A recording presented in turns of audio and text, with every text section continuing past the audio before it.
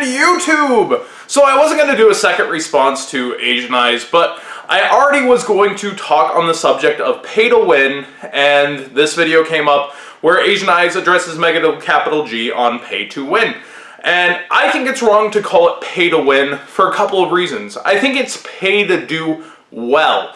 But once you reach a certain level of the competition, there's going to be plenty of other people with the same decks and the same access. I also want to clarify that topping is not winning. This is not Chuck E. Cheese's where the entire top cut are winners. They all got a new credential to add to their list, but there's only one person going home with the Ultra Prize card, the Flight to Nationals, the trophy.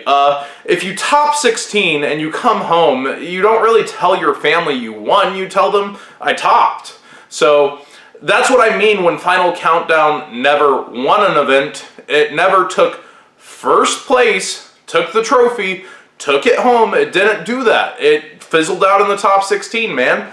So let's go ahead and talk about pay to win. You see people try to find cheaper alternatives to cards that are already out there. You see Mind Over Matter, the counter trap card, try to replace Solemn Strike at first and Metal Foes, but you can't do the plays you want to do and you have to leave a card face up. That's a Metal Foe card or a Psychic to tribute, so it can't really replace it because it doesn't do exactly what you're trying to do with Solemn Strike, which is a non-committal 1500 and you can have whatever monsters you want out there. You can't replace Pot of Desires with Allure. Now, this is a trading card game. It is meant to trade. And if you watch the market closely and you have a team, these are two ways to beat pay to win. We hit that point where everything's cheaper at one point. Pot of Desires was once $40. Ghost Reaper and Winter Cherries hit $15 at the end of Nationals. You have a lot of cards that ended up just being completely overexpensive because of where they find their place in the meta, and if you weren't ahead of the curve, then you didn't get them for cheap, and now you can have your barrier to play blocked by not being able to acquire these cards for the price. That's where team play comes in. A lot of the times, an entire team isn't going to be as competitive as you, and if you're willing to travel to YCS, usually your team will lend you these cards. They're not going to be playing in something serious that weekend. Now, when everybody needs to go to a YCS together, that's when you hit the wall. Also, with a team, it's give and take. You're not always going to play the deck that you want to play, and you're going to be revolving. Like, you're going to have a full water deck here, but it's going to get passed around because not everybody's going to want to play Mermail Atlanteans every event. The other cool thing about having a team is they'll end up with decks like their old Bujin deck that has 3 ulti 10 keys that spike that help offset prices like Desires. Now, as I was saying before, it's not pay to win, it's pay to do well. At a 1,000-person YCS, how many people do you think are coming prepared with 2 to 3 Desires in their deck, their cherries, and everything they wanted, and then money to be able to buy from the vendors what they wanted and get the cards that they want to play?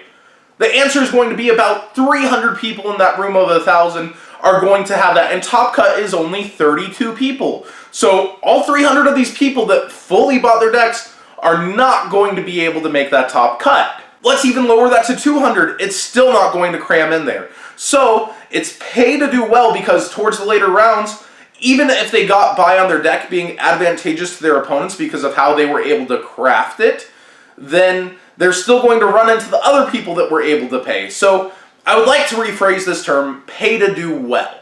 Now, Azn Eyes, let's talk about Worlds. You mentioned Worlds. Ever since 2004, Worlds has had a different ban list, and that's why we see other decks do well and perform that have not performed in the TCG before. We have Satellers winning Worlds 2015, and where are they at in the YCS scene? They did win an ARG, I will give them that. At the very start of DUEA, they won an ARG, but they have not performed at all in terms of the YCS scene in terms of being able to win. There is another factor to this, though, which is draft, but many people considered it not to be the superior deck, and it's not exactly Helmet either. People might call it Helmet, but you have a lot of resource management with Altairs. Even with Call of the Haunted and Oasis, you have to manage your Altair. You have to make sure your Daigusto Emerald is going to pop off correctly and be able to shuffle your cards back into the deck and get your Altair into Deb search engine going back again, or otherwise every time you bring back your Altairs, you're not going to be able to set up with the Neb. Also, as we mentioned with Mind Over Matter earlier, the Satellar Nova Alpha is going to have a Satellar Knight on play, so you're going to have resource management of having to either Xyz into a Satellar card, or deciding on how to set up and leave a Satellar on board when you don't have options to Xyz and do that. Let's talk about the Frog deck also. You called it Helmet, but you don't always draw a combo, and the games that you don't draw a combo are actually pretty insane. You're trying to set up Dupe Froglock, try saying that 3 times fast, 5 times fast, and you're trying to also set up other things where you keep your resources to be able to OTK but also block off your opponent. It's actually a very difficult equilibrium. So to call Frog format completely Helmet is actually wrong. But again, I can see where you're coming from, because if you draw a combo, it is. And if you drew combo all the time, then it's easy.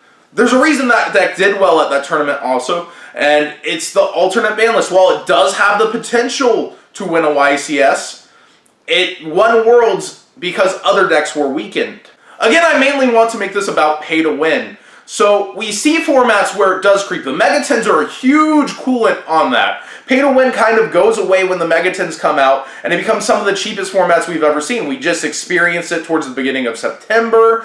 We experienced it last year as well. The Megatins do a lot for this game that we wouldn't otherwise have. Structure decks are also doing a huge part in that, but this time the structure decks didn't have the same effect like Domain Monarchs did, because ABCs rely on a lot of outside cards like Anti-Spell Fragrance and Solemn Strikes. But if you had been watching, you could have got all of your strikes at 20s and all of your anti-spells at 10 when they first came out in OP1. So again, it's about paying attention, trading, having cards, having access, and not being a social pariah and having a team that you can share with. My final notes would be this.